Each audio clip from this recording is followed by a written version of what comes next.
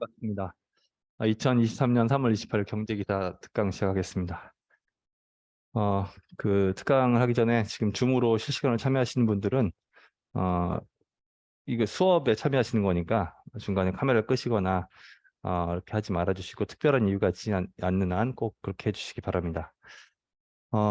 미리 공지드렸다시피 오늘 경제기사 특강은 지난주에 나왔었던 이코노미스트호에 나왔었던 실리콘밸리뱅크니까 SVB 은행 그 파산과 관련된 내용인데, 뭐 실리콘밸리 은행이 파산한 것이 여러 가지 이유가 있고 관련한 얘기가 되게 많지만, 이번에 이 기사는 특히나 실리콘밸리 은행이 가지고 있었던 자산 관리를 얼마나 잘 못해가지고 이런 일이 벌어졌는지 거기 하나만 초점을 맞춘 거예요. 그래서 이 보면은 그 부분에서 알아두면 나중에 앞으로도 경제 기사 관련해서 이해할 때 많은 도움이 될 거라고 확신이 들어서 이 기사를 그냥 넘어가기 아까워서 특강을 하게 된 겁니다. 그래서 제 경제기사 특강을 처음 들어보시는 분들은 반드시 지금 홈페이지에 그 무료 특강란에 있는 다른 경제기사 특강 이거 말고도 몇 개 있죠? 3개 더 있어요. 근데 그걸 여러분 꼭 보시기 바랍니다. 이것까지 해서 총 4개가 됐는데, 이 4개를 나중에 여러분들이 이렇게 자료를 미리 공부하고 또 특강을 4개를 철저하게 잘 들어놓으시면 나중에 경제기사 나올 때마다 이게 다 서로 관련돼 있다는 걸 알 수 있을 거예요. 그리고 제가 이제 지금 경제기사 특강이죠. 저는 경제 전문가가 아니라 영어 전문가예요. 그 통번역사 출신이었던 통역대학원 입시학원 강사이기 때문에 실무 경력이 있는 어떤 경제 제가 채권을 트레이딩하는 사람도 아니고 잘 몰라요. 근데 이건 전반적으로 다 거시경제 얘기입니다. 그래서 여러분들이 기사를 읽는 데는 분명히 많은 도움이 될 수 있을 거예요. 제가 설명하다 보면은 테크니컬한 부분에서 조금 더 정확하지 못한 부분이 생길 수 있어요. 제가 실무 경력이 있는 게 아니니까. 그런데 최소한 여러분 제가 설명을 드릴 때 큰 틀에서는 벗어나지 않게 정확하게 설명드릴 수 있으니까 이제 그대로 이해해 주시면 되겠고, 이제 저 역시 뭐 오랜 경험을 통해서 읽어서 알게 된 거니까 이렇게 생각하시면 돼요. 여러분들이 영어를 접할 때는 저처럼 하시면 된다라고 생각하시면 됩니다. 그래서 오늘 기사는 그렇게 이해하시면 되겠고, 뭐 자세한 얘기는 별거 없어요. 그냥 이게 쭉 읽으면 돼요. 그리고 언뜻 혼자 미리 안 읽어오셨으면 오늘 이게 엄청 어려울 수 있거든요. 그러니까 반드시 먼저 지금 이걸 영상으로 제가 게시하진 않겠지만, 혹시라도 그럴 일이 생기게 되면 이걸 꼭 읽어보고 들으셔야 돼요. 안 그러면 이 속도를 따라갈 수가 없어요. 다 읽어오셨죠? 네, 그럼 이제 바로 시작해 보겠습니다. 제가 설명하다가 문장 내에서 구조가 잘 이해가 어렵다 생각하면 설명을 하고, 또 알아야 되는 개념이 있다면 배경 설명하면서 지나갈 거예요. 빨리 끝나면 1시간 반, 늦게 끝나면 2시간까지 걸릴 수 있을 것 같습니다. 네, 그리고 여러분들이 잘 이해를 하셨는지 혹은 이해를 안 되셨는지에 대한 어떤 이렇게 반응을 좀 해주셔야지 그 강의하는 저도 좀 힘내가지고 1시간 반 동안 하고 여러분들도 잘 이해할 수 있으니까 좀 더 적극적으로 참여해 주시기 바랍니다. 자, 그럼 시작해 보겠습니다. 제목은 What's wrong with the banks? 은행의 문제가 뭐냐라는 거예요. 그리고 SBB 은행을 이제 필두로 해서 은행의 문제가 뭐냐. 위에 전체 토픽 센텐스 볼게요. 금리가 오르다 보니까 은행들이 위험에 노출되었습니다.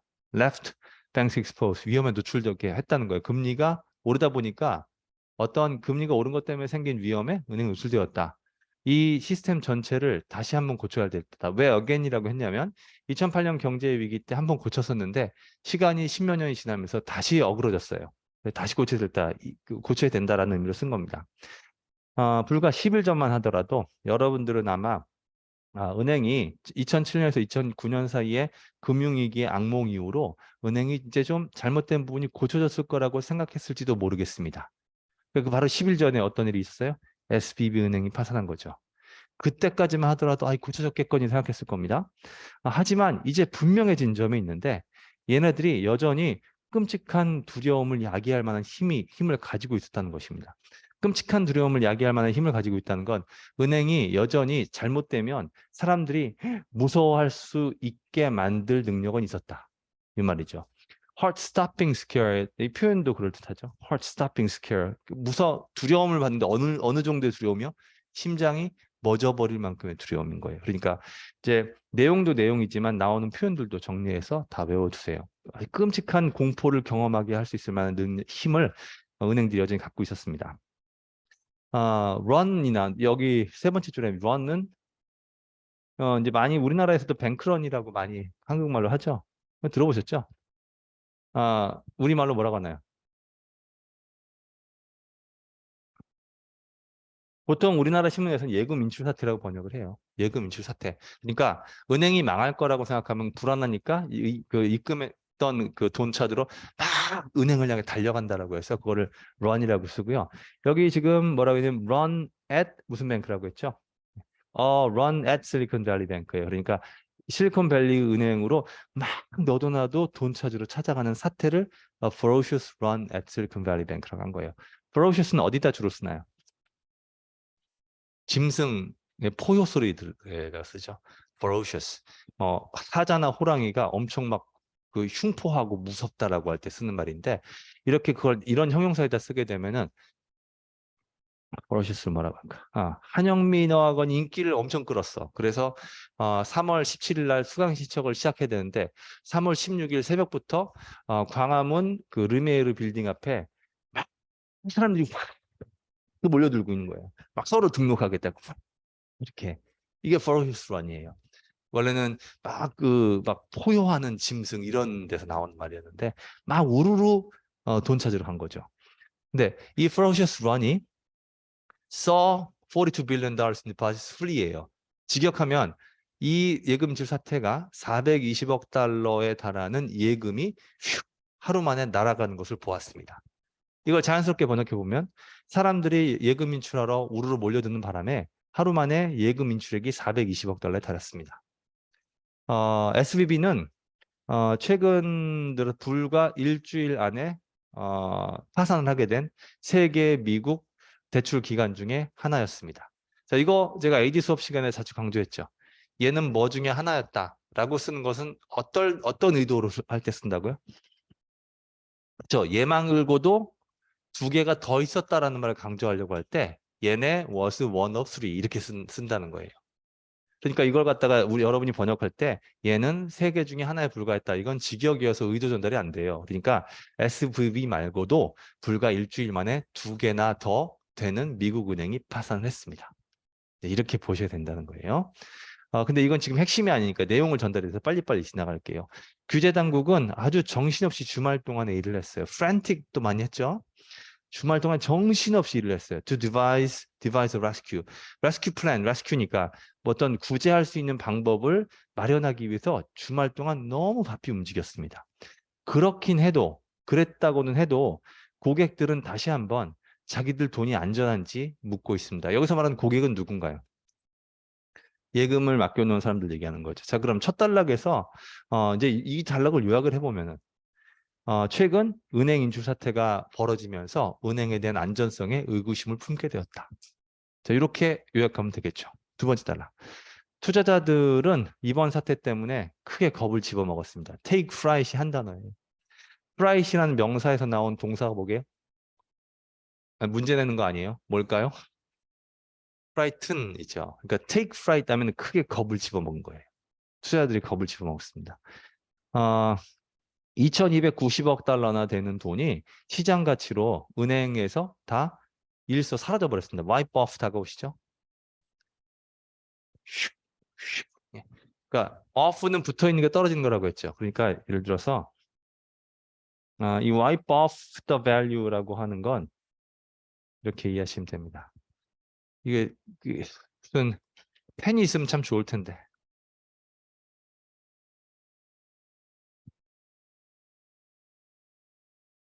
지금 얼마라고 했죠, 돈이? 2290억 불이죠.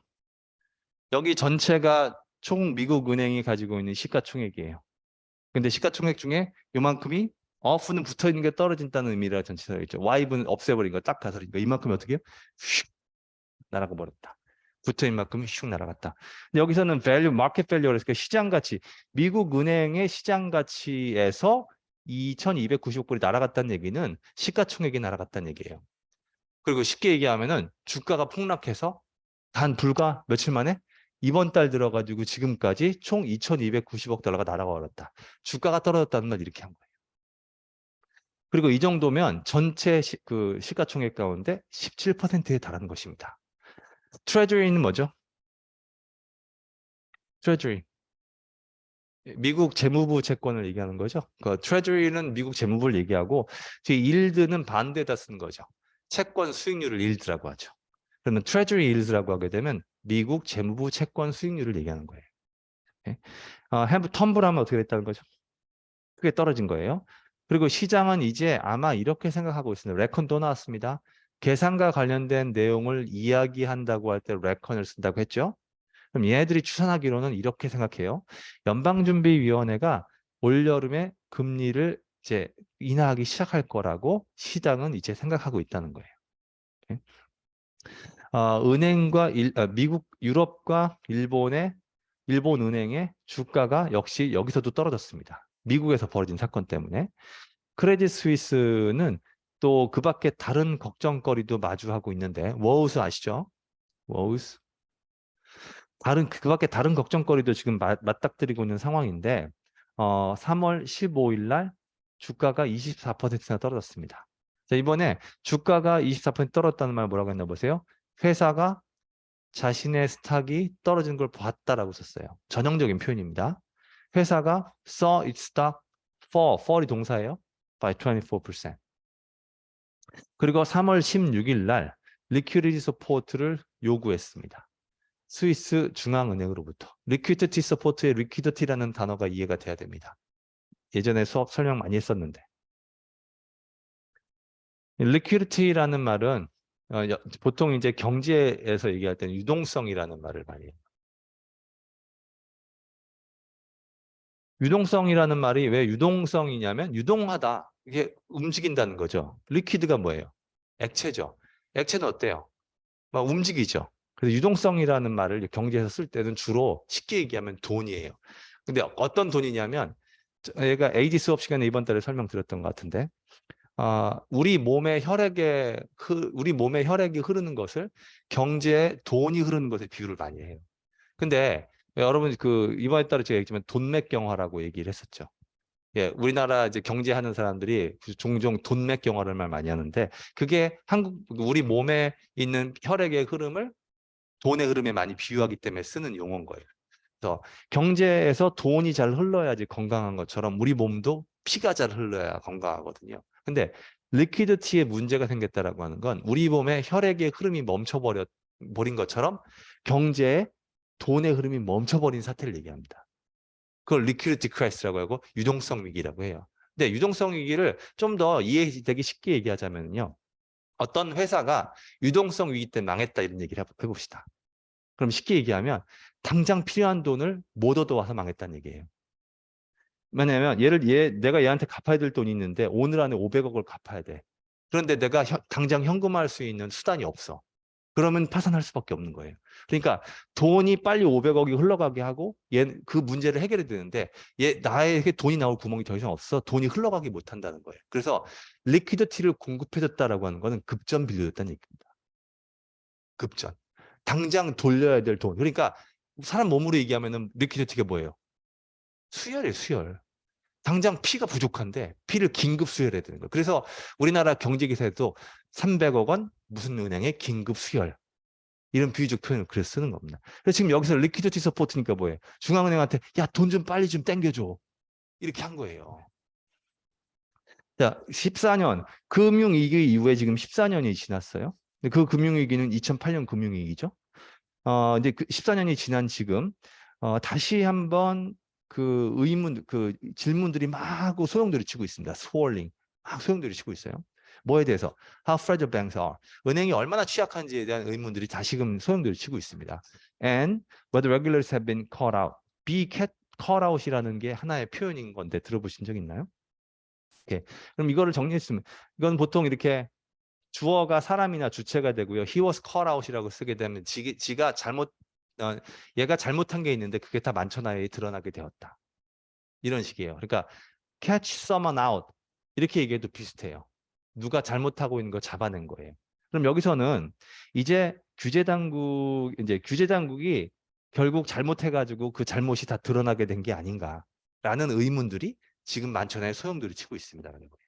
자, 그럼 요 단락에 하려는 말은 뭐냐면 지금 현 사태가 어떤 사태인지를 묘사해주고 있는 거예요.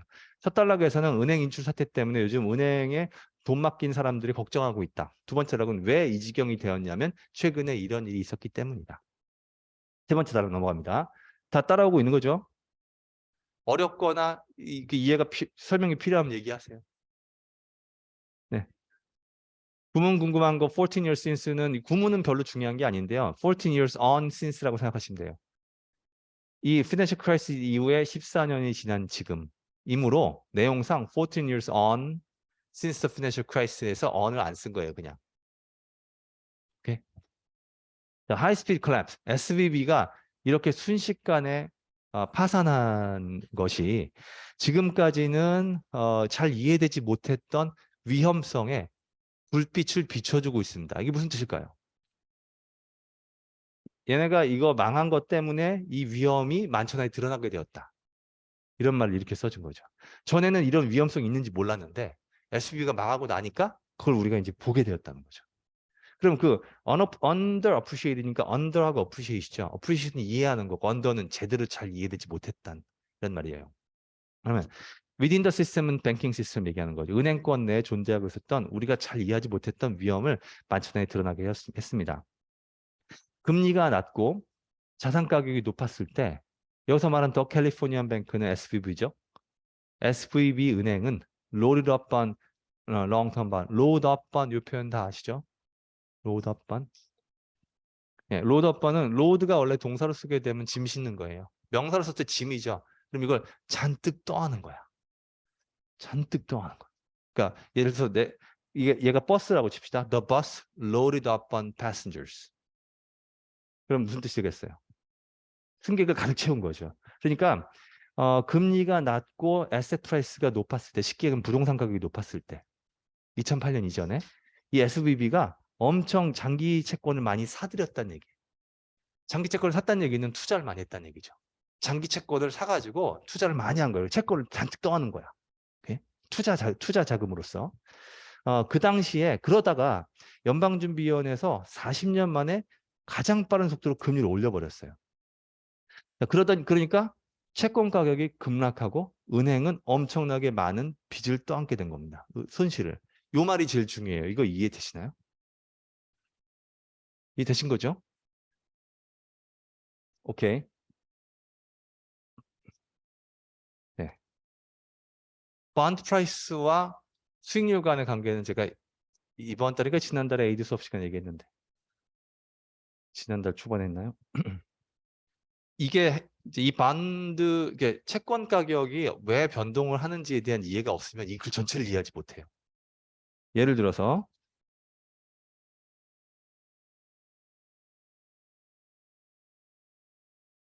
어떤 이런 채권이 있다 칩시다. 채권 한 주당 가격이 10,000원이에요.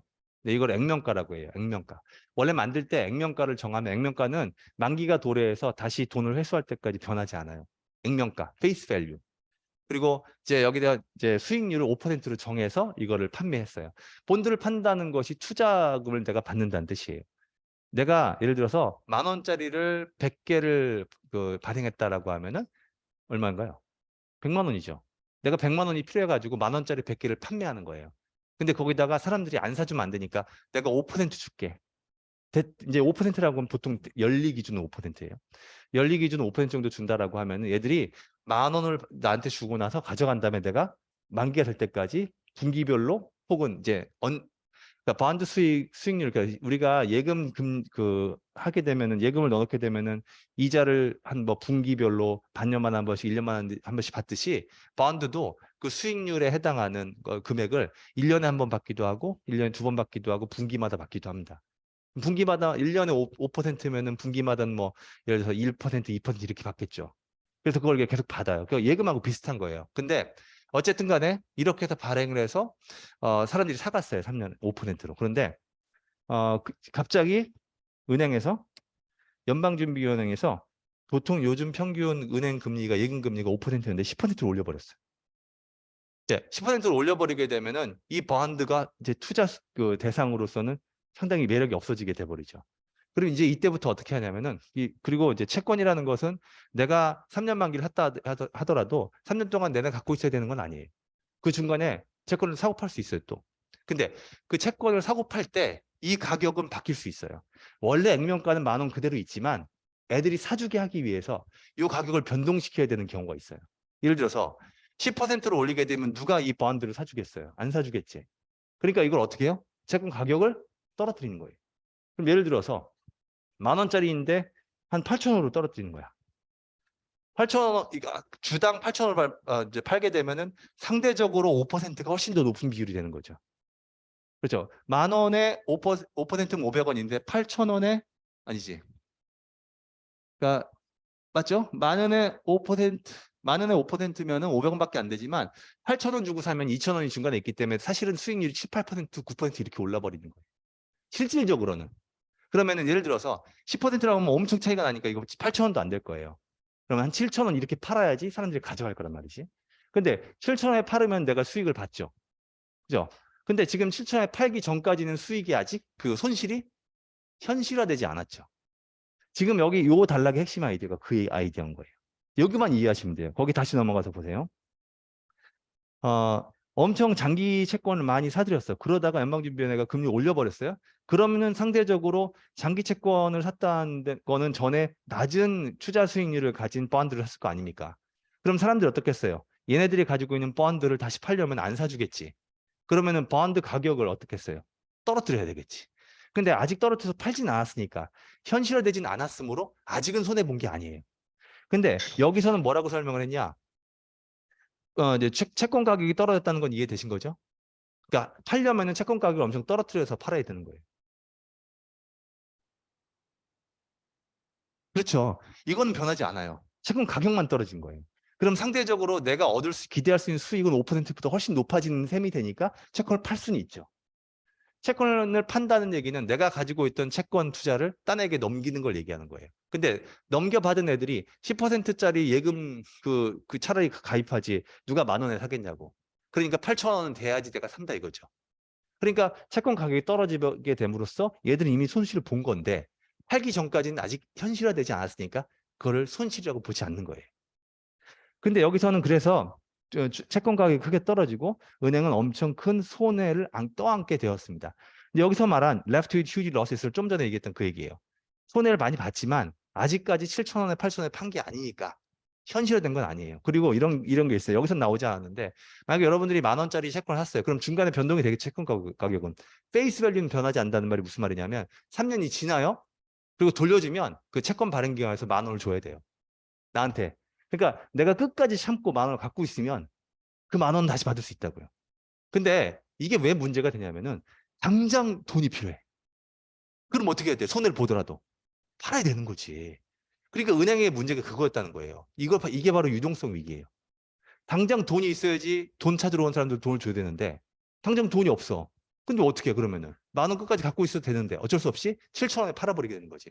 그럼 그 수익을 그 손해를 떠안을 수밖에 없다는 거예요. 이 글의 전체 주제가 이거예요. 근데 이걸 읽다 보면 그게 좀 더 잘 이해가 됩니다. 어디냐? 미국의 그 어떤 자본 관련 규정이 대부분의 은행들에게 채권 가격이 떨어지는 것을 account for 할 것을 요구하지 않습니다. They plan to hold until they mature. mature가 뭐죠? 만기. 그러면은 만기 때까지 가지고 있을 계획을 하고 있는 채권 가격이 떨어진 건 자기네 수익 재정에 계상할 것을 요구하지 않는다라는 말이에요. 이 어카운트가 무슨 말이냐면 지금 얘네가 아까 10,000원에 샀죠. 5%짜리를. 근데 요즘에는 시세가 채권 가격이 많이 떨어져가지고 금리가 오르다 보니까 8,000원밖에 안 돼. 그러면 20% 떨어진 거예요. 채권 가격이.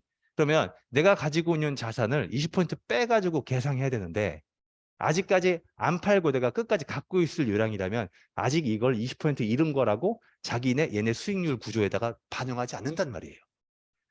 그러면 겉으로 봤을 땐 어때요? 이 은행의 재정 구조가. 탄탄해 보이겠죠. 근데 아직까지는 모르지만 만약에 어쩔 수 없이 팔게 되면 그게 갑자기 눈덩이처럼 커져가지고 훅 망하게 되는 거예요. 이번에 SVB은행이 그래서 망한 거예요. 자, 그래서 they plan to에서 America's Capital 자, 여기 bonds they plan to hold의 they는 누구예요? most banks죠. 은행이 또 they mature는 they가 bonds죠. 그러면 채권이 만기가 될 때까지 은행들이 갖고 있을 계획을 하고 있는 채권의 떨어지는 가격은 자기네 회계장부에 계상할 것을 요구하지 않습니다. 대부분의 은행들에게는. 그럼 누구에게만 요구한다는 거예요? 큰 은행들만 마크 투 마켓 해야 됩니다. 마크 투 마켓이라는 말이 또 반도에서 많이 나오는 표현이에요. 이거 들어보시. 이거는 마크 투 마켓은 시장 가치를 실제 잔고에 반영한다는 뜻이에요. 지금 제가 좀 전에 뭐라고 했나요? 지금 10,000원에 액면가 10,000원짜리를 샀는데 지금 요즘에 시장 가치가 10,000원짜리가 8,000원이 됐다고 했죠. 그러면 그 8,000원인 걸로 계산해 가지고 얘네 장부에 기록하는 거, 그걸 마크 투 마켓이라고 해요. 현재 시장 가치를 내 자산을 현재 시장 가치로 조정해서 얘네의 그 재정 상태에다 반영해서 계산하는 거, 그걸 마크 투 마켓 한다고 합니다. 용어예요, 용어. 그러면 큰 은행들만 의무적으로 자신들의 모든 채권을 실제 시장 가격에 따라 반영을 시켜야 돼요. 의무적으로. That are available to trade 했으니까 지금 거래가 가능한 채권의 현재 시장 가격대로 계상을 다 해야 된다는 거예요. 큰 은행만. 근데 SVB 은행은 큰 은행이 아니었거든. 그러니까 그게 의무가 아니었어요. 따라서 얘들의 재정 상태는 그렇게 나빠 보이지 않았다는 거죠. 하지만 이제 SVB은행이 알게 됐듯이 만약에 어떤 은행이 흔들 거리다가 결국에 채권을 팔아야 될 상황이 온다면 지금까지는 우리에게 현실화되었지 않았던 그 손실이 실제로 현실화가 되는 것입니다. 그 말 이해되셨나요, 이제? 예, 요 단락이 전체 글의 핵심이라고 봐도 과언이 아니에요. 그러니까 뭐냐면 SVB가 위험에 노출된 배경을 설명하고 있는 거예요.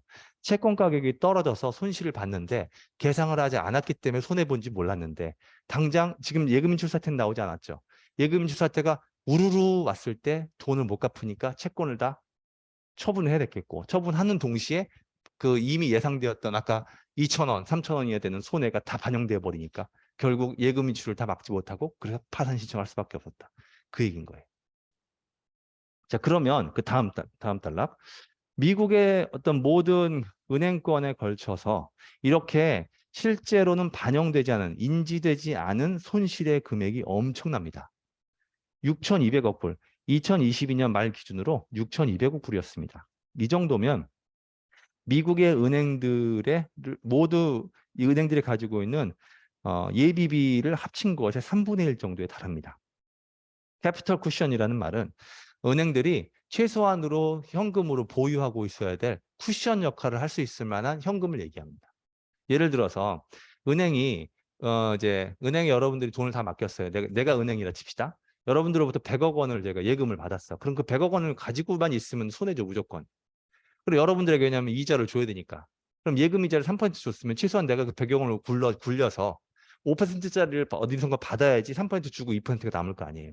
그죠? 근데 100억 원을 다 투자해버리면 안 되지. 그러면 예금 인출하러 왔을 때 못 주잖아요. 예, 그러니까 최소한으로 가지고 있어야 될 현금의 보유고가 있어야 되는데 그거를 쿠션 역할을 한다고 해서 캐피털 쿠션이라고 부르는 거예요. 근데 얘네가 가지고 있는 캐피털 쿠션의 3분의 1에 달한다는 거예요.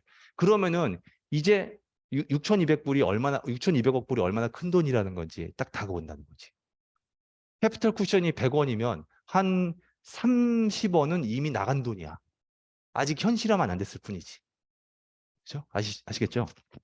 다행히 다른 은행들 이런 은행들 말고 다른 은행들은 아직까지는 이제 SVB가 처해 있었던 브링크보다는 훨씬 멉니다. 요 말 다가오시나요? 브링크는 벼랑 끝이잖아요. 얘네들은 예비비가 거의 빵이 됐단 말이에요. 근데 다른 은행들은 얘네들만큼이나 그 쿠션이 완전히 줄어든 상태는 아니었다. 라는 얘기인 거예요. 다행히. 하지만 금리가 계속 오르다 보니까 have left the system vulnerable. 이 시스템 전체, 은행권 시스템 전체가 아주 취약하게 돼버린 것입니다. 다음 보겠습니다. 이제 2007년에서 2009년 사이에 있었던 금융위기가 너무 무모하게 대출을 해주었고 또 거기다가 주택 시장이 붕괴되었기 때문에 그 결과로 나타난 것이었습니다. 이 위기가 끝나고 나서의 규제가 따라서 sought to limit credit risk, 이런 신용의 위험을 제한하려는 것을 목표로 삼았습니다. 크레딧이라는 단어도 사실상 돈을 얘기하는 겁니다. 돈. 크레딧 리스크도. 2008년 경제 위기의 핵심 아이디어가 무엇인지를 또 아셔야 되는데, 이게 전에 경제 특강을 했을 거예요. 사람들이 주택 시장이 집값이 계속 오르니까 대출을 계속 받은 거예요. 대출을 받으면 받을수록 주택 수요는 더 높아지니까 집은 많이 사고 집은 줄어드니까, 살 수 있는 집은 줄어드니까 집값이 계속 올랐겠죠. 나중에는 심지어 막 5억짜리 집인데 4억 대출 받고 10억짜리 집인데 9억 대출 받고 이런 일도 생긴 거예요. 근데 이게 너무 심하다 보니까 점점 어느 날 갑자기 이게 푹 떨어진 거였어요. 근데 10억짜리 집을 5억 대출 받았는데 8억이 되면 그래도 팔면 3억 남죠. 근데 수많은 집이, 제가 예전에 이런 얘기 했을 거예요.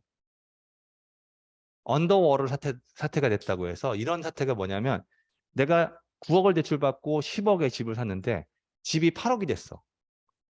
그럼 내가 집을 팔고도 빚을 지는 거죠. 이런 사태를 언더워터 돼 있다, 침수돼 있다라고 얘기하는데, 이런 집이 한두 채가 아니었습니다. 그러니까 결국 과거 2008년 경제 위기의 핵심은 부동산 위기였다가 지나치게 너무 많이 대출을 해준 게 위기였던 거예요. 그래서 이런 사람들이 대출을 너무 많이 해줘서 관리를 못했다라고 하는 위험을 지금 여기 크레딧 리스크라고 써준 거예요. 너무 무모하게 대출을 해줬다는 위험을. 그래서 따라서 2008년 위기 이후의 규제는 주로 뭘 목표로 했냐면은 지나치게 크레딧을 많이 주는 거, 이런 위험을 좀 제한하자라고 했던 거예요. And ensure that banks hold assets that will reliably have buyers. 은행들이 반드시 특정 자산들을 가지고 있게 만드는 규제를 만들었다는 거죠. 어떤 자산? 언제라도 바이어가 있을 만한 자산을 충분히 보유할 수 있게 했다는 거예요. 근데 그런 자산 중에 대표적인 자산이 바로 다음에 나온 정부가 갖고 있는 자산인 거예요. 그래서 따라서 이 돼 있는 레귤레이터스예요. 규제 당국들이 은행들로 하여금 정부 국채를 사도록 한 거예요. 이게 제일 많아. 이제 그 다음에 보면 아시겠지만 미국 정부 국채가 전 세계에서 가장 릴라블한 거기 때문에 언제라도 팔 수 있어요. 아무도 결국에는 is more credit worthy than Uncle Sam. Uncle Sam은 미국 정부를 얘기하는 거죠. 미국 정부예요. 미국 정부의 애칭이라고 보시면 돼요. 미국 정부보다 더 신뢰도가 높은 곳은 없습니다. 그러니까 미국 정부가 발행한 국채를 사라고 한 거죠. And nothing is easier to sell in a crisis than treasuries. treasuries 아까 나왔죠? 미국 재무부 채권. 미국 재무부 채권보다 위기 상황에서 팔기 더 쉬운 건 없습니다. 자, 그러면 여기 요 단락하고 요 다음 단락에서 얘가 하고 싶은 얘기는 뭐냐면요. 왜 채권을 사들였는지 된 배경을 설명하고 있는 거예요. 은행들이 왜 2007년 8년 경제위기 이후에 지금까지 채권을 막 쟁여두고 있었는지 설명을 하는 거예요. 그럼 요 단락, 지금 본 단락에서는 뭐예요? 위기 상황 이후에 정부 채권 많이 사라고 위험하니까 정부가 자꾸 종용을 하니까 은행들도 그래 알았어, 그럼 정부 채권 사둘게 해서 계속 쟁여뒀다는 거죠. 다음 단락. 저금리와 이제 그 낮은 물가와 저금리의 가 유지되었던 시기가 엄청 오랫동안 계속됐어요. That few considered. 어디냐? 멘트까지 있구나. 그 인플레이션도 낮았고 금리도 오랫동안 낮다 보니까 이게 뭘 뜻했느냐? Few considered how the banks would suffer. 아무도 은행이 어떤 식으로 피해를 볼지를 아예 머릿속에 생각도 거의 해본 사람이 없었던 겁니다. 만약에 세계가 변해가지고 장기 국채가 가치가 떨어지게 됐을 경우에 어떤 일이 벌어져서 은행이 어떻게 피해를 볼지 생각을 안 했다는 거예요. 자, 그럼 여기 how the banks would suffer the fall in value 부분이 바로 이번에 SVV가 겪은 일인 거죠. 장기 채권의 가치가 떨어진다는 얘기는 아까 얘기했던 거는 채권 가격이 떨어진 걸 얘기한 거예요. 근데 그걸 뭐가 야기했죠? 금리가 갑자기 오르는 게 야기인 거예요. 근데 그렇게 됐을 경우에 이런 사태가 벌어질 것을 충분히 고민한 사람이 없었다는 거예요. 그러면 this vulnerability only worsened during the pandemic. 이러한 취약성이 팬데믹 기간에 더욱더 악화되었습니다. 왜 악화되었느냐? 예금이 은행들로 마구 몰려들었어요. flood into예요. 그리고 연방준비위원회 스티뮬러스는 경기 진작책이죠. 현금 뿌리고 막 이런 거예요. 팬데믹 기간에 우리도 왜 정부 지원금 많이 받았잖아요. 연방정부 그 연방준비위원회가 막 이렇게 현금을 이 경제 시스템에 쏟아부으면서 이 문제가 오히려 악화됐다는 겁니다. 그러면 예금이 늘으면 왜 문제가 악화되느냐? 그 다음 문장 보세요. 많은 은행들이 그렇게 우르르 쏟아져 들어오는 예금을 사용해서 장기 국채를 사버린 거예요. 그리고 장기 국채하고 Government Guaranteed Mortgage-Backed Securities. 도대체 이게 뭔 말이냐? 예전에 ID 수업 시간에 이거 나왔었는데.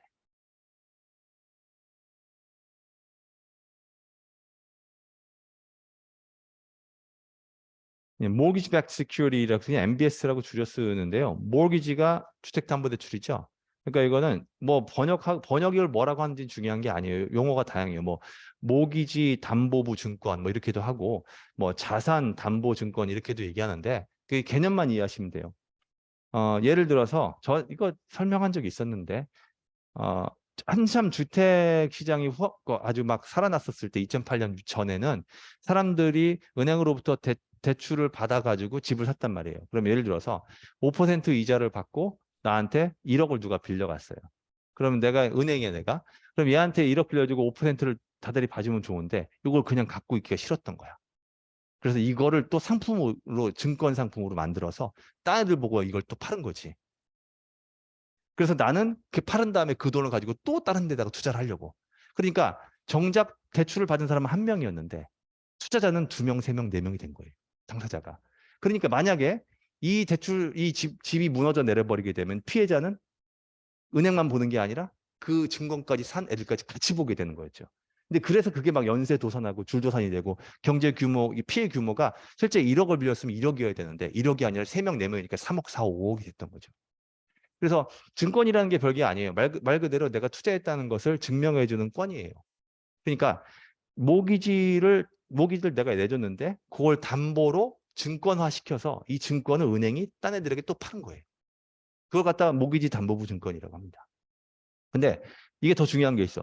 Government guaranteed예요. 이건 정부가 보장해 줬다는 거야. 그럼 만약에 여기서 손해가 나면 정부가 그 손실을 보증해 준다는 거지. 그럼 엄청 안전하잖아요. 그죠? 그러니까 예금이 막 들어오니까 은행들이 앞다투어 가지고 이제 장기 채권을 사들이고 모기지 담보부 증권을 갑자기 사들인 거예요. 예? 이런 식으로 요 두 단락에 걸쳐서 은행들이 이 팬데믹 기간까지 합쳐가지고 2008년 이후로 계속 장기 채권을 많이 모으고 쟁여두게 된 것이다. 그래서 이거는 지금까지의 정황을 이해하기 쉽게 설명해 주려고 한 겁니다. 자, 그럼 그 다음부터 이제 또 본격적으로 얘기가 더 이어집니다. 한참 재밌어지죠? 예, 잘 따라오고 계신 거죠? 속도 빠르지 않죠?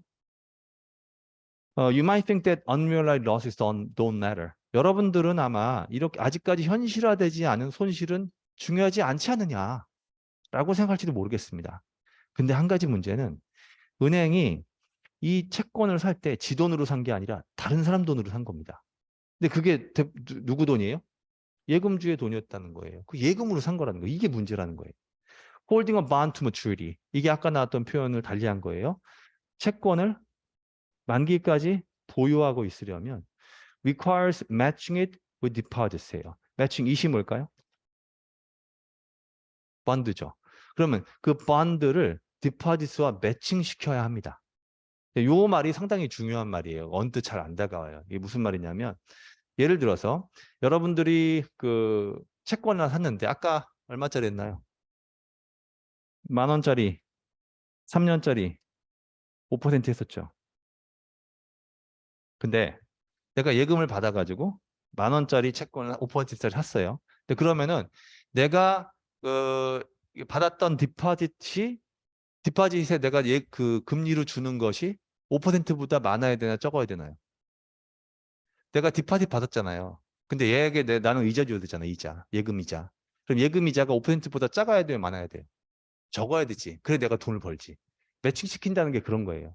그러니까 5% 아무리 못해도 5% 수준은 맞춰줘야 된다는 거지. 이해되셨죠? 이게 그 얘기예요, 지금. Matching it with deposits. 그리고 as rates rise, 금리가 오르면서 competition for deposit increases. 사람들 예금에 대한 경쟁이 늘어난다. 이 얘기 다가오시나요? 네, 그렇죠. 저축 계좌 얘기하는 거 당연히. 그러면 이게 무슨 뜻인지 다가오세요? 국민은행이 우리 4% 드리겠다고 해. 그럼 와, 닿았는데 신한은행이 우리 6% 드리겠다고. 그럼 어떻게 했어요? 국민은행은 그럼 우리 6.5% 주겠다고. 그러니까 금리가 오르면 어떻게든 고객들의 예금을 유치하기 위한 경쟁이 치러질 수밖에 없다는 거예요. 그죠? 거기까지 다 된 거예요. 그런데 좀 큰 은행들에서는 JP모건 체이스나 뱅크 오브 아메리카 같은 은행들에서는 고객들이 무슨 고객들 얘기하는 거예요, 지금 여기서? 여기서 고객들은 이거 뒤에까지 봐야 돼요. 스티키라는 형용사 다가오시나요? 스티키. 스티키는 딴 데로 안 가고 끝까지 붙어 있는다라는 얘기예요. 고객들이 끝까지 붙어 있어요. 그래서 rising rates tend to boost their earnings. 결국 금리가 오르게 되면 얘들의 수입이 늘어난다는 거예요. floating rate loans 때문에. 이건 그래서 여기서 고객이라고 하는 것은 예금을 맡긴 애들 얘기하는 것이 아니라 대출을 받아간 애들을 얘기하는 거예요. JP 모건 체이스나 뱅크 오브 아메리카에 보면 얘들로부터 그 이제 론을 받아갔을 거 아니에요. 그럼 그 은행들이 돈을 벌 거 아닙니까? 그러니까 이 커스터머들이 너무 한 곳에 일단 머물러 있는 걸 좋아해요. 그래서 금리가 오르게 되면은 대여 어닝스에 대여는 그 큰 은행들이죠. 그 은행들의 수익이 올라갑니다. 왜? Thanks to floating rate loans. floating rate이 뭐죠? 변동금리죠. 변동금리 대출 때문에 오르면 변동금리라는 얘기는 픽스트 레이트이 아니란 말이니까 전반 기준금리가 오르면 같이 금리도 오르거든요. 그럼 얘들은 가만히만 있어도 돈을 더 벌어들일 수 있다는 거예요. 대형은행들은. 오케이? 네, 그런데 반대로 the roughly 4,700 small and mid-size 이 4,700개 정도 되는 그 중소은행들은 총 자산이 10조 5천억 달러 정도 되는데 have to pay depositors more. 예금주들에게 돈을 더 줘야 된다. 다시 말해서 더 높은 금리를 줘야 돼요. To stop them taking out their money. 그냥 돈 빼들고 나가는 걸 막기 위해서 그 예금을 더 줘야 된다는 거예요. 그 이자를. 금리가 이제 이자율이 오르면. 근데 사실 어떻게 생각해 보면 뭐 대형 은행에서도 같은 사태가 벌어질 수 있겠죠. 돈을 더 많이 줘야지 끝까지 남는다. 그런데 일반적으로 대형 은행에 있는 애들은 은행을 별로 잘 옮기지 않아요. 그러니까 얘들은 한번 거기 가면 계속 거기랑 거래한단 말이에요. 근데 작은 은행들의 경우에는 불안하니까 예금을 여기다 맡기기가 싫은 거야. 그러니까 작은 은행들은 더 많이 줘야지 얘들 잡아들일 수 있다는 거예요. 그러니까 큰 은행들에 비해서 작은 은행들이 금리가 오르게 되면은 예금 고객을 잃을 확률이 높고 대출 고객들도 잃을 확률이 높은 거죠. 여기서 얘기하는 얘기가 그거예요. That squeezes their margins. 그러면 their margin은 여기는 small and medium sized banks겠죠. 이렇게 되면 작은 은행들의 수익 마진이 줄어들 수밖에 없어요.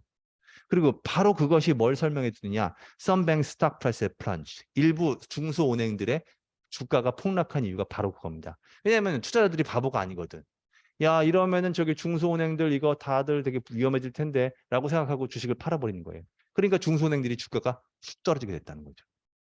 자, 지금 실현되지 않은 손실이 중요한 이유 첫 번째입니다. 실현되지 않은 손실이 생기게 되면은 그 작은 은행들이 상대적으로 취약해서 얘네들에 대한 신뢰도가 떨어지므로 스탁 프라이스가 떨어진다. 그럼 회사 가치가 다 떨어지겠죠. 이게 첫 번째 위험성이에요. 실현되지 않은 손실이 위험한 이유 첫 번째. 그 다음 단락에 두 번째 이유가 나옵니다. 또 하나의 문제가 크기를 막론하고 모든 은행에게 영향을 줍니다. 자, 앞 단락에서는 큰 은행들에 비해서 작은 은행들이 취약한 이유를 들었다면 이번 두 번째 문제는 큰 은행이건 작은 은행이건 모두 영향을 주는 문제가 있다는 거죠. In a crisis, 위기가 발생했을 때는 한때 아주 그 충실했던 한 은행하고만 계속 계약을 맺었었던 그런 그 예금주들이 결국 도망갈 수 있습니다. 그래서 결국 forcing the bank to cover deposit outflows. 예금 인출이 돼서 나가는 걸 커버하게 되는데 뭘로? By selling assets. 앞에서 이미 설명했죠. 가지고 있는 여러 자산을 팔아치움으로써 캐피털 아웃플로우를 커버하게 될 수밖에 없습니다. 만약에 그렇게 된다면 if so는 뭐죠? 에셋을 팔아가지고 디파짓을 충당하게 된다면 the bank's losses crystallize. crystallize는 아주 명명백백히 드러난단 말이죠. 크리스털이 되게 수정이니까 수정처럼 몇몇이 드러난다는 거예요. 전까지는 어때요? 아직 계상을 안 했으니까 수익이 드러나지 않았죠. 근데 만약에 팔아버리게 되면 아까 10,000원짜리 8,000원에 팔아버렸으니까 이제 손해본 게 실제로 반영이 되겠죠. 그럼 이제 눈에 확 띄게 된다는 거예요. Its capital cushion might look comforting today. Its capital cushion의 it's는 the bank예요.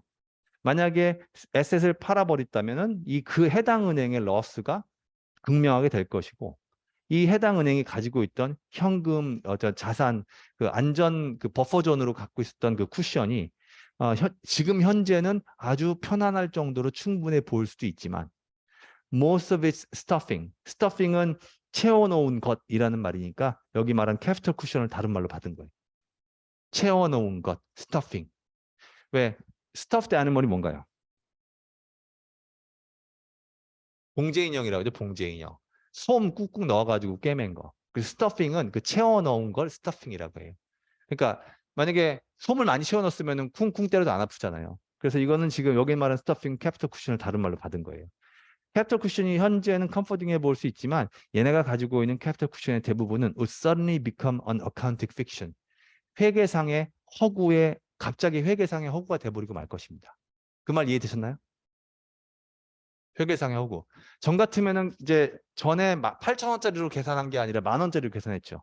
그러니까 그래 우리 캐피탈 쿠션 100억 정도 있어라고 얘기했지만 100억이 나중에 실제로 현실화되다 보니까 80억으로 줄어들어 버렸네. 그러니까 그게 20억은 허구였다는 거예요. 결국 그렇게 된다. 그럼 여기서 두 번째 위험 뭐예요? 갑작스럽게 인출사태가 벌어졌을 때 순식간에 현실화되게 되면은 손실이 반영이 돼서 위험해진다. 자, 이거는 큰 은행이건 작은 은행이건 다 문제다. 자, 요 두 단락에서 그러니까 현실화되지 않은 그런 어떤 그 손실이 왜 문제가 될 수 있는지를 두 단락에서 설명해 주고 있다고 보면 됩니다.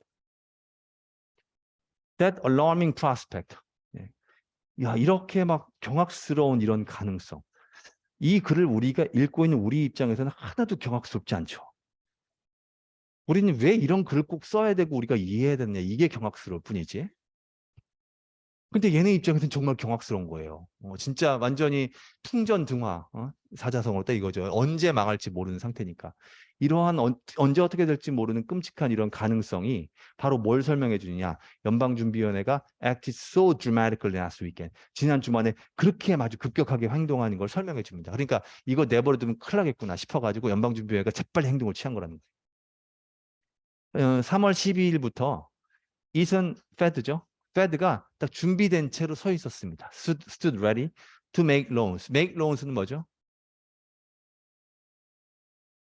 대출을 해주는 거예요. Take out loans는 내가 받는 거고 대출을 해줄 준비가 돼 있어요. 누구에게 해줄까요? 위험에 처한 은행들에게 해주는 거죠. 그 다음에 secured against banks bonds예요. secured라고 하는 건 뭐 이렇게 얻어들이는 거고 against는 항상 담보 얘기할 때 쓰는 말입니다.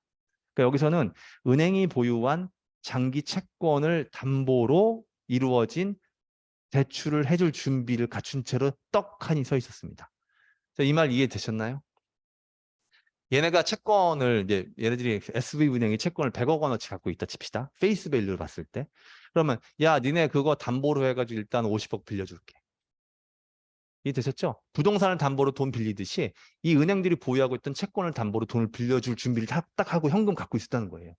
근데 그랬을 때 만약에 얘들이 당장 현금 필요하면은 빨리 돈 좀 빌려달라고 해가지고 예금 인출할 때 막을 수 있을 거 아니에요. 그렇게. 워낙 이게 얼마나 심각한 문제였으면 연방준비위원회가 이렇게까지 해가지고 시중은행을 살려줄 생각을 하고 있었느냐라는 거예요. Whereas it used to impose a haircut on the value of the collateral. collateral이 뭐죠?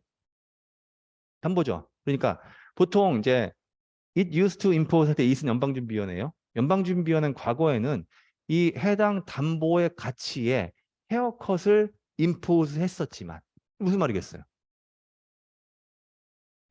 깎았다는 얘기지. 헤어컷이 그러니까 트림했다는 얘기예요. 예를 들어서 이 담보로 잡은 물건이 시장 가치가 100억이었어. 그러면 전부터 80억 쳐줄게. 80억이라고 생각하고 거기에다가 담보를 받았다는 거예요. 여러분 예를 들어서 여러분 집 아파트가 지금 이제 시세가 보니까 한 10억 정도야. 그러면 이제 내가 대출을 받고 싶은데 10억, 우리가 집이 10억이니까 9억쯤 내줘라고 했더니 은행은 안 된대. 우리는 당신의 아파트를 7억으로 본다는 거예요. 은행 입장에서는 그래야지 더 안전하죠. 그래서 그 담보로 잡는 물건의 가치를 실제로 깎아서 잡는다는 거예요.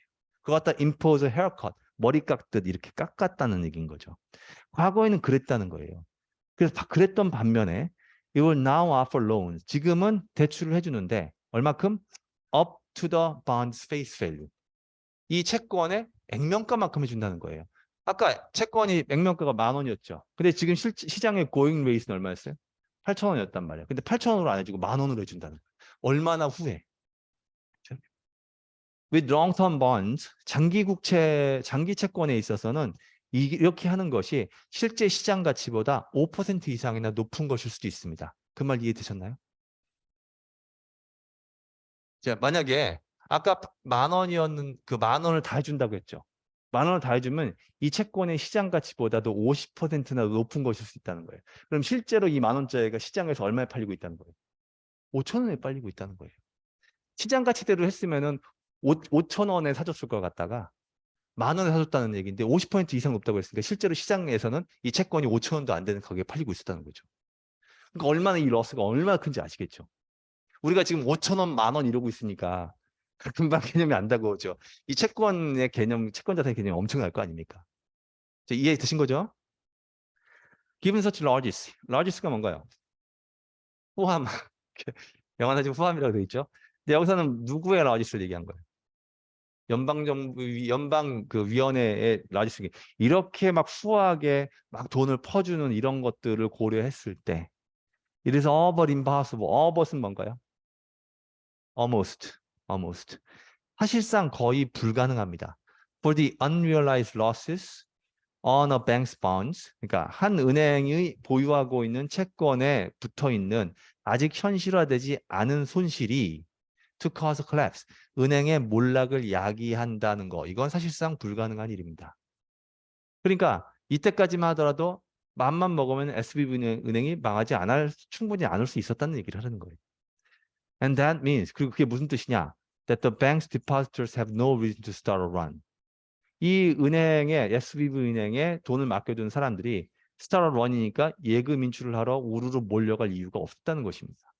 그런데도 그렇게 일이 벌어지게 된 거는 사태를 너무나 더 쉽게 봤거나 문제의 규모가 훨씬 더 컸다는 거죠. 원래대로 하면 이렇게 하면 괜찮았는데 결국 그렇게 돼버렸으니까. The Fed is right to lend against good collateral. lend against라고 했어요. 아까 얘기했던 것처럼. 그러니까 연방준비위원회는 당연히 좋은 담보를 삼고 담보에 대해서 돈을 빌려주는 게 맞습니다. To stop runs. 이제 은행 인출 사태, 예금 인출 사태를 막기 위해서 담보를 잡고 돈을 빌려주는 게 맞아요. 하지만 such easy terms. 이 terms는 뭐죠? 조건. 그러니까 이렇게 좋은 조건, 아까 페이스 밸류로 빌려주기로 했잖아요. 이렇게 좋은 조건을 주게 되면은 carrier cost, 이것도 당연히 그 대가가 따르게 됩니다. 그 조건 안에 대가가 항상 따라 있습니다. 따라다닙니다. 그게 무슨 말이냐? By creating the expectation, 사람들 마음속에 이러한 기대심을 만들어낸다는 거예요. The Fed will assume interest rate risks in a crisis. 이때 assume이 어떤 뜻일까요? 책임보단 떠안는다. 이게 더 가깝죠. 그러니까 금리 예상의 위험을 연방준비위원회가 떠안는다는 거예요. 여기서 금리상의 위험이라는 건 쉽게 얘기하면 갑자기 금리가 확 오를 때 벌어지는 사태. 위기 상황에서 그걸 떠안을 거다라는 사람들의 기대를 자극함으로써 they encourage banks to behave recklessly. 은행들이 좀 무모하게 행동하도록 만든다는 겁니다. 이걸 영어로 뭐라고 해요? moral hazard라고 하는 거죠. 우리말로 도덕적 해이라고 하는 거예요. 그러니까 우리가 대충 행동해도 때 되면 정부가 나서가지고 액면가로 채권 구매해 줄 텐데, 채권을 담보로 해줄 텐데 우리가 뭐 굳이 뭐 위험성 없는 것만 할 필요가 있어라고 마음을 먹게 된다는 거예요. 그런 사태를 도덕적 해이라고 하죠. The emergency program은 여기서 긴급 자금 지원 프로그램 얘기하는 거죠. 이 연방준비위원회가 했던 거. 이 프로그램이 원래 is supposed to last only for a year. 원래 1년 정도만 지속될 계획입니다. 하지만 even after it has expired, 이게 만료된 뒤에도 banks competing for deposit, 어떻게든 서로 사람들의 예금을 가져오려고 이제 유치하려고 하는 이런 경쟁을 하는 은행들은 will search for high returns, 고소득을 노릴 것입니다. By taking excessive risks, 아주 지나치게 과도한 위험을 떠안음으로써 고수익을 기대하려고 할 겁니다. 1년이 끝나도 그런 위기는 지나갔죠. 위기는 지났다 하더라도 이제 어떻게든 간에 높은 위험을 떠안고라도 수익을 내려고 할 거란 얘기죠. 왜냐하면 이제 아니까. 자기들이 망하게 내버려 두지 않을 거라는 거. 일부 그 예금을 한 사람들은 knowing that the Fed has stepped in once, step in이 개입한 거죠. 연방준비위원회가 한 번 개입했다는 것을 이미 알고 있기 때문에 일부 예금주들은 will not have much reason to discriminate between good risks and bad. discriminate은 되게 감별하는 거죠. 그러니까 좋은 위험과 나쁜 위험 사이를 굳이 까다롭게 감별할 만한 이유가 없게 될 것입니다. 그 말 아시겠죠? 예를 들어서 은행이 자 우리는 예금 이제 5년 그 적금 그 정기 예금 들어놓으시면요 연리 8% 드리겠습니다. 딱 했어. 그럼 엄청 높단 말이에요. 근데 이 은행의 신뢰도가 떨어져. 예, 그런데도 그건 좋은 리스크가 아니라 나쁜 리스크인데 그것도 그냥 기꺼이 그냥 그 예금 상품에 가입해 버릴 수 있다는 거예요. 왜 정부가 나서 도와줄 거라는 거 아니까. 지금 여기 뒤에 얘기 나온지 모르겠지만 연방준비위원회가 이번에 SVB 은행에 예금했었던 예금주들의 모든 예금 금액을 100% 보전해 준다고 약속했답니다. 그러니까 이게 손실 금액이 없도록 예금주들을. 그러니까 예금주 입장에서는 그래 봐봐 SVB 은행이 망해도 우리 예금주는 손해 안 봤잖아 라고 생각할 수 있다는 거죠. 그러니까 예금주 입장이나 은행들에게 모두 도덕적 해이를 야기할 수 있는 위험을 얘기하고 있는 거예요. 점점 이 이야기가 어디로 가고 있냐면 어떻게 해야 될 것인지를 가고 있는 겁니다. 그러니까 어떤 사태가 벌어져서 이거 그냥 내버려두면 안 되니까 연방준비위원회가 개입해서 도와줬어요. 근데 요걸 그대로 내버려두면 앞으로 또 위기가 생길 것이다. 라는 얘기를 하고 싶은 겁니다.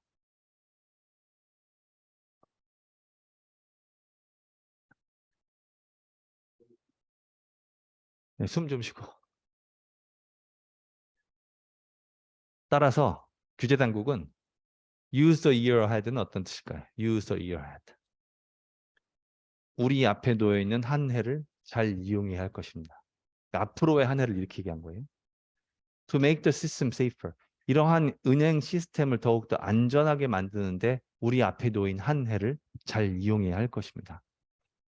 취할 수 있는 첫 번째 발걸음은 to remove many of the odd exemptions.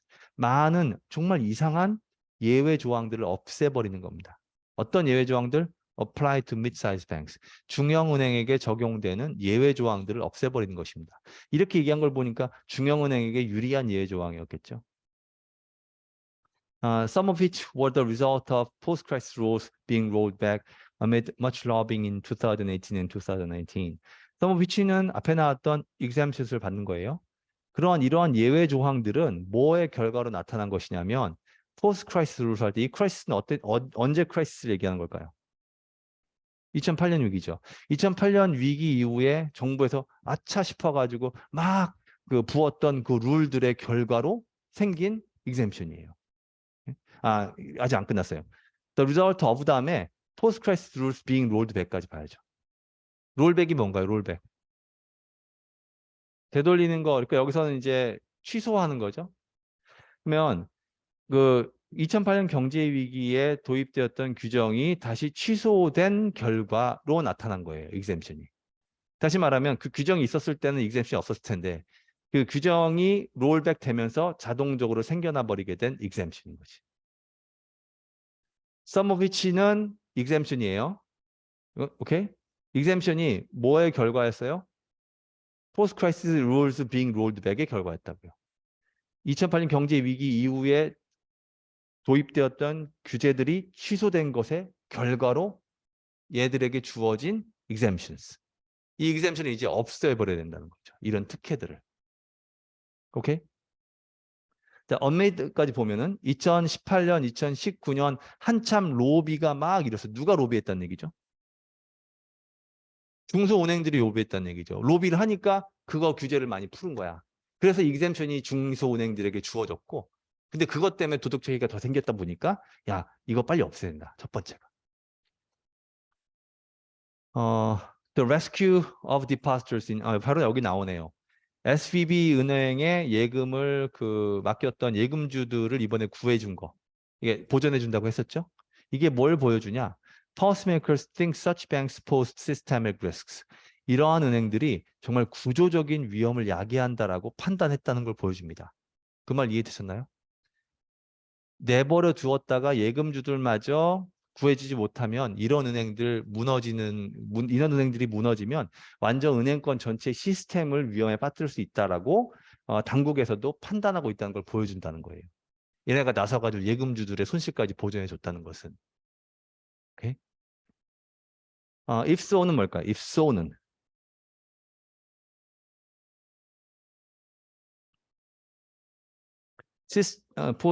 그게 아니라 they should face the same accounting 했으니까 pose risk네. 그렇죠?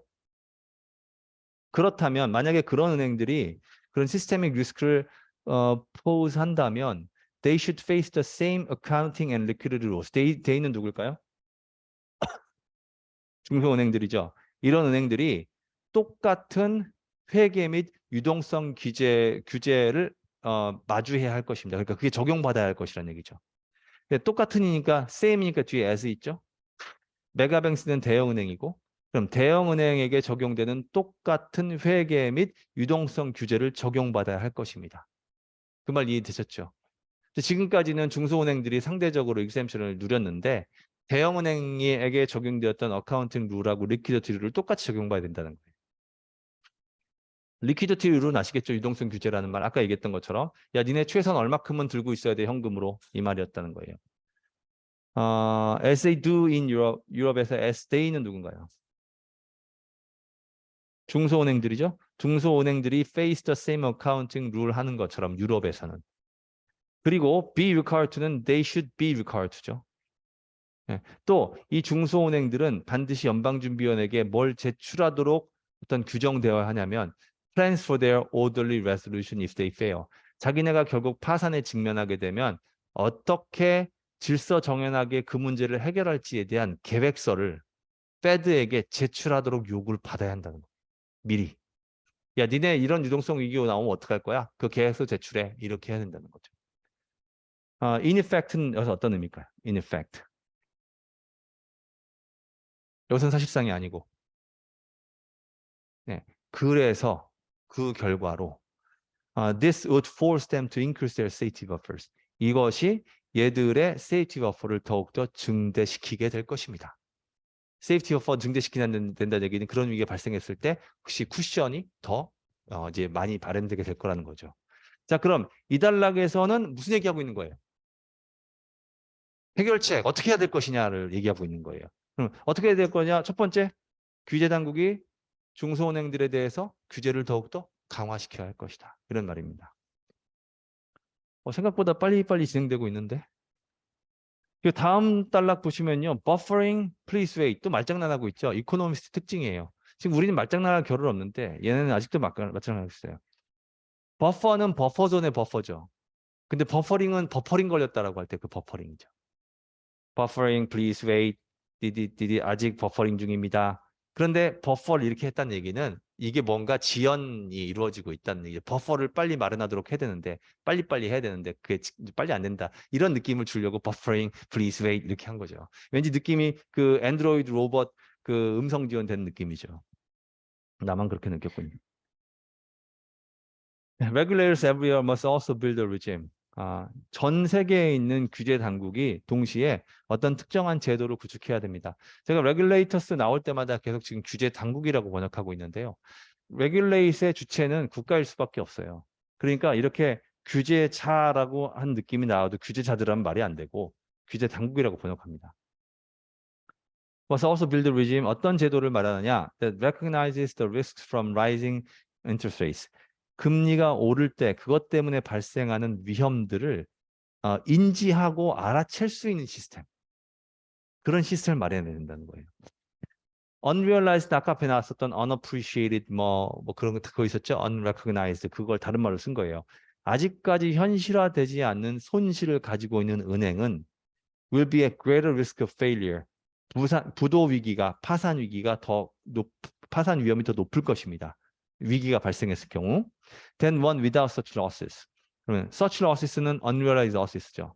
그러한 미현실화된 그 손실이 없는 은행보다 미현실화된 손실이 있는 은행이 위기가 발생했을 때 파산할 위험이 더 높을 것입니다. 하지만 이러한 격차가 사실상 자본 요구 조건에 반영돼 있지 않습니다. 그 말 이해되셨죠? unrealized 그 losses가 있는 애들은 자본 요건을 더욱더 강화해야 된다는 거예요. 예를 들어서 unrealized 리스크니까 아직까지 회계 장부에 계상하지 않은 리스크가 있을 텐데 그거 안 보면 얘도 버퍼가 20, 얘도 버퍼가 20이에요. 근데 얘는 unrealized 리스크, 로스가 없어. 얘는 있어. 그럼 얘는 20을 요구하지 말고 30을 요구하란 말이에요. 그 말 이해되셨죠? 버퍼를 더 많이 요구해야 된다. 이 문장이 다 그 얘기예요. 그래서 어디 있어요? unrealized losses 가지고 있는 은행은 더 위기의 위험이 더 높을 겁니다. 하지만 그러한 그 손실이 있는 은행과 없는 은행 사이에 이런 차이가 실제 요구 조건, 규정, 자본 규정에 반영돼 있지 않습니다. 이걸 반영해야 된다는 거죠. 규정에다가. 오케이? 네, one idea is to stress test. 그러면 그걸 반영하기 위해서 어떻게 할 수 있느냐? 한 가지 아이디어가 있는데 그게 바로 스트레스 테스트 하는 겁니다. 스트레스 테스트는 명사로도 쓰고 동사로도 쓰는데 예전에 AD 수업 시간에 자주 설명했죠. 한 번 더 하겠습니다.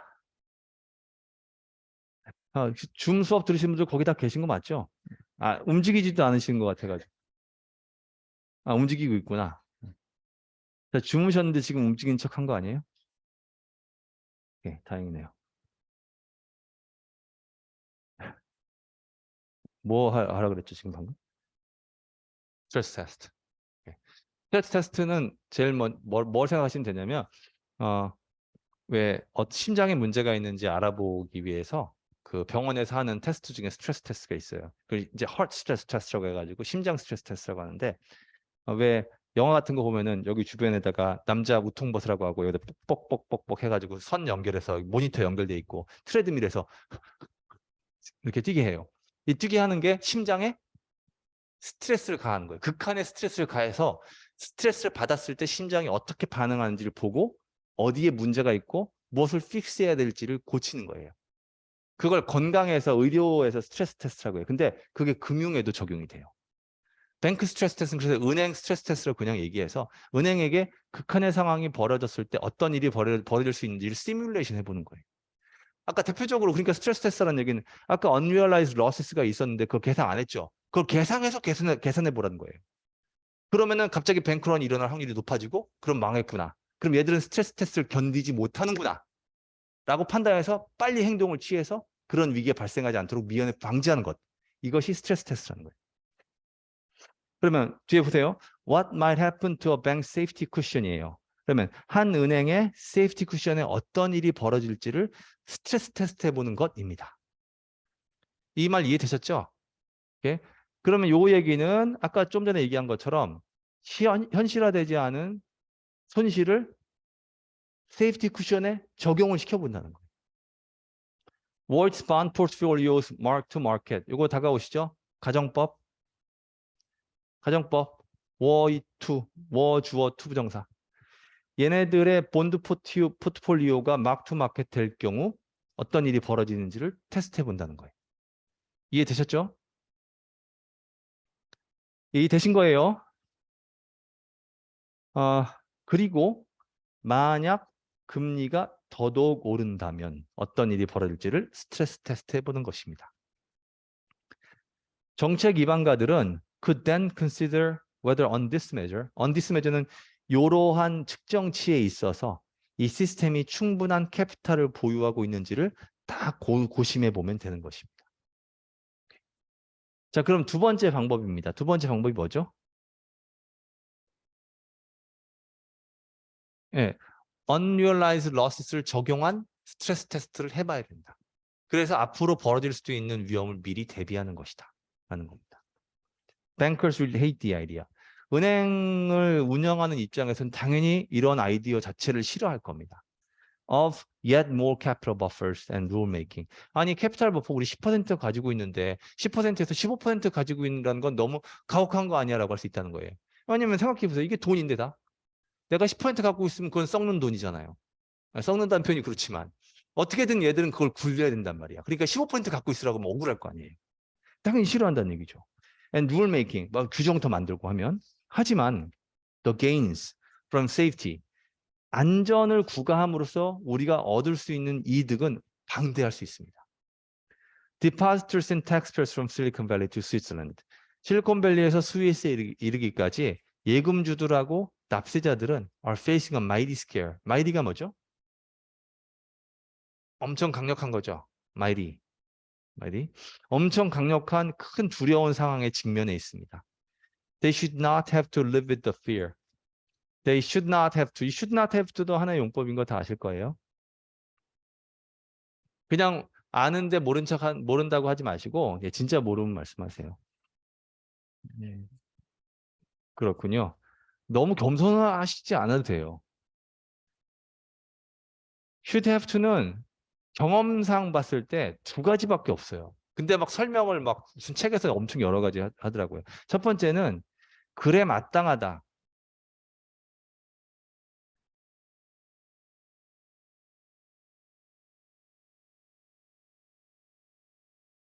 당연히 그래야 하는 것이다. 당연히 그래야 하는 것이다. 그래 마땅하다라고 할 때 제일 흔해요, 이게. 1번 용법. 근데 여기선 항상 난 이렇게 봤는데 이게 아닌 거가 흔치 않은데 그 두 번째로 나온 거예요. 의무라 같은 거 생각하시면 돼요. 뭐 사실 따지고 보면 비슷한데 충족시켜야 될 요건을 충족시킨다라는 개념이에요. 이거를 꼭 해야 할 것이다. 이런 의무 조건을 충족시켜야 된다. 이런 의미로 쓰여요. 이게 바로 두 번째. 그러니까 they should not have to live with the fear and fragility they thought had been consigned to history years ago. they는 누군가요?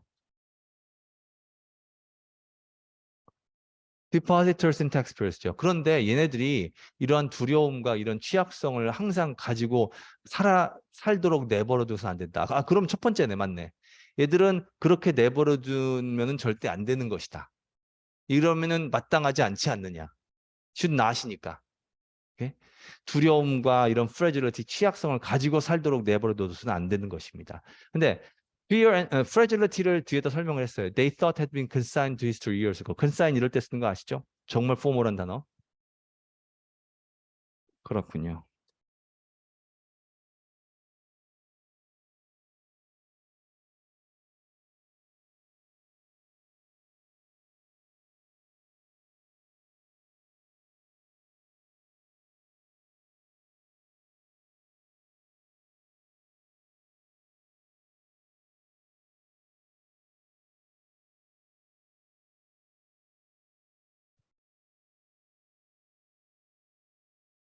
음.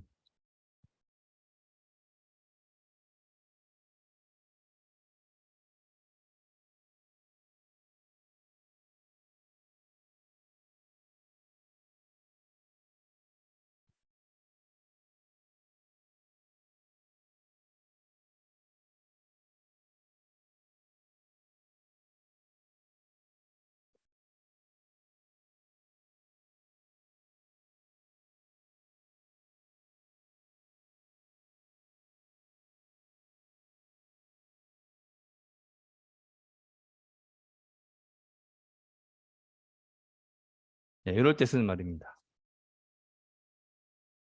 예문 하나면 다 이해됐겠죠? With that single glass of beer, the pain and suffering of all those who were forced to work for wartime Japan was forever consigned to oblivion. consign은 consign something to something else라는 모양으로만 씁니다. 어디로 치부시켜버린다. 어디로 보내져 버린다라고 할 때 쓴 말이에요. 그래서 이거랑 제일 잘 어울리는 게 뒤에 나온 지금 여기 나왔던 예문으로 나왔던 oblivion이나 여기 나왔던 history예요.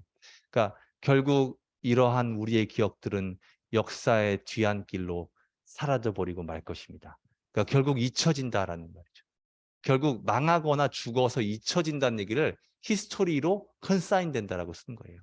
근데 그거랑 상당히 비슷하게 oblivion이라는 단어를 쓸 수 있어요. oblivion이 뭐예요? 잊혀지고 망각하는 거죠. 그러니까 망각 속으로 보내져 버린다라는 뜻인 거예요. 엄청 포멀한 단어입니다. 근데 포멀한 단어의 특징 중에 하나 뭐냐면요. 이거예요. 쓰면 틀려. 그 쓰지 말아야 돼. 근데 그 이면이 뭐냐? 맞게 쓰면 졸라 멋있어. 근데 다른 단어 쓰려고 했는데 방송이라 제가 지금 다른 단어를 쓴 거예요. 대부분 잘못 쓰면 틀리는데 딱 맞게 쓰면 멋있다는 거지. Consigned to history라든지 Consigned to oblivion 이런 말이에요. 여기서도 이 문장 이해되셨죠? 그 맥주 한 잔으로 그 일제강점기 때 강제도역을 했던 그 수많은 사람들의 고통과 이것은 이제 망각의 늪 속으로 영원히 사라져버리게 되었습니다. 뭐 그런 일이 벌어지면 안 되겠지만 이제 가정은 한 문장이에요.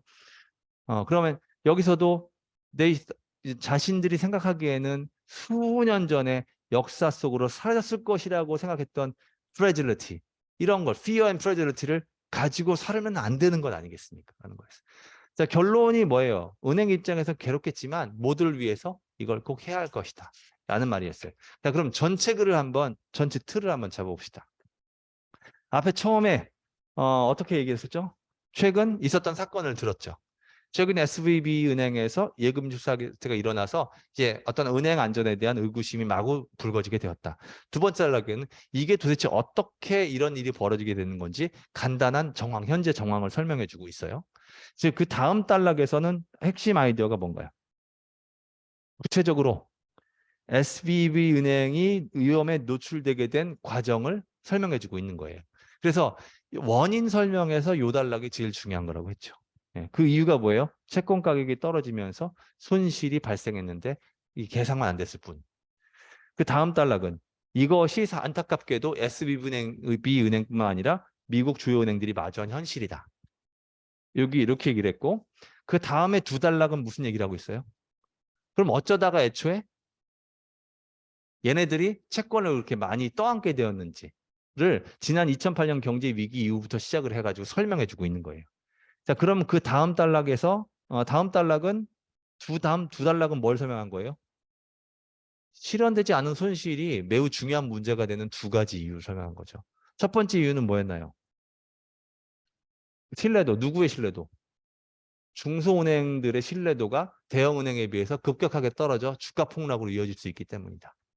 두 번째는 현실화되지 않으면 손실이 아니지만 현실화되는 순간 위기가 되기 때문이다. 그건 큰 은행이건 작은 은행이건.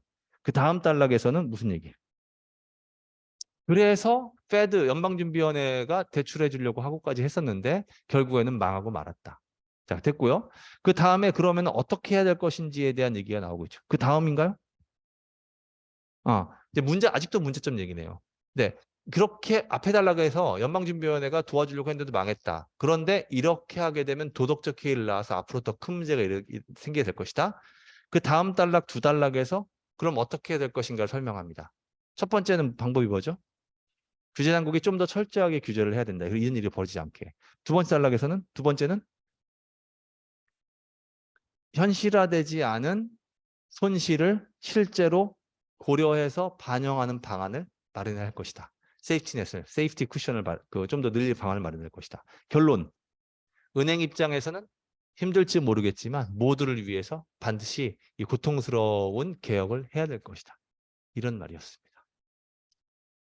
네, 뭐 전반적으로 생각보다 쉬웠죠? 네, 물론 그렇게 말하면 안 되겠고요. 이제 이건 그 특강 끝나고도 여러분들이 처음부터 한번 쭉 다시 읽어보시고, 그 추천드리는 것은 관련해서 우리나라 신문 기사들도 SVB 은행이 어떻게 해서 파산한 건지 읽어보시는 거예요. 그러면 한국어 신문은 이제 여러분이 이거 복습하고 나서 읽으면 이해가 훨씬 잘 될 겁니다. 근데 용어적으로는 아까 말씀드렸던 것처럼 뭐 은행권에 쓰는 용어가 있을지 모르겠지만 개념은 정리가 됐기 때문에 SVB 은행뿐만 아니라 요즘에 크레딧 스위스 은행도 위기라고 하잖아요. 근데 얘네들과 관련해서 읽어보면 얘들이 그래서 채권 위기라고 하는구나라는 의미가 다가오게 될 거라는 거죠. 다시 말씀드리지만 초반부에 말씀드렸던 것처럼 제가 이전에 했던 거 3개 같이 읽고 들어보시면은 경제기사 보는데 많이 도움이 되지 않을까 싶습니다. 오늘 특강은 이걸로 마치겠습니다. 수고하셨습니다. 네.